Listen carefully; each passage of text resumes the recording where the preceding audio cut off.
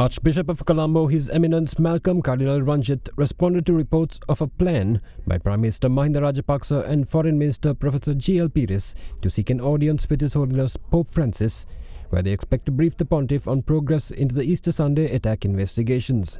This comes in the backdrop of attempts by the Foreign Minister to meet with His Eminence the Cardinal, which have not borne fruit so far. At a media briefing held today, His Eminence condemned the move and accused the government of trying to mislead the international community in the face of its blatant inaction into the attacks.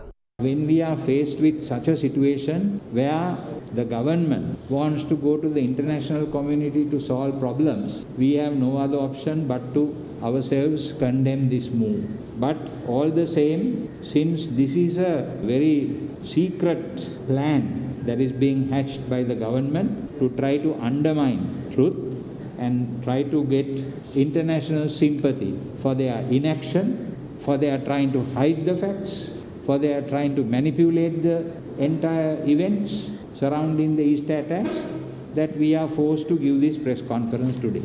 We condemn unequivocally this attempt of the government to try to go to the international community and try to fool them with their sweet talk, and then also to go to see His Holiness the Pope and try to mislead him. In addition, the Cardinal also accused the government of a lack of interest in investigating suspicions of a grand conspiracy alluded to by the former Attorney General Dapula de Oliveira, and stated that it was his belief that the terrorists could not have organized such a large-scale operation without the support and guidance of someone with the power and wherewithal to do so. The former Attorney General, Mr. Dapula de Oliveira, he made a statement that this was a grand conspiracy.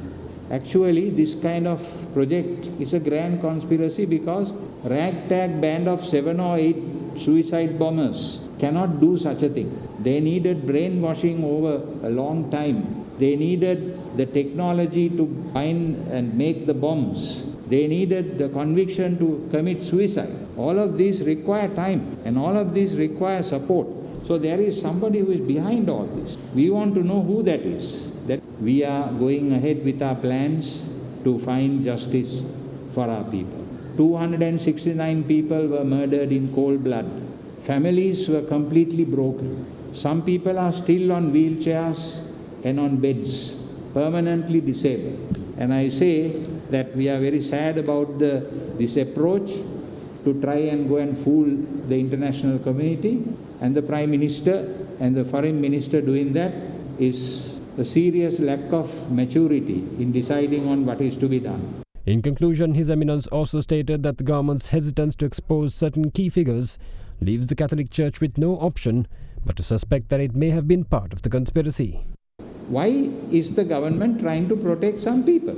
Is the government part of the conspiracy? We have to deduce from that fact that the government is part of the conspiracy also, that they are trying to protect some people and not letting the conspiracy come out.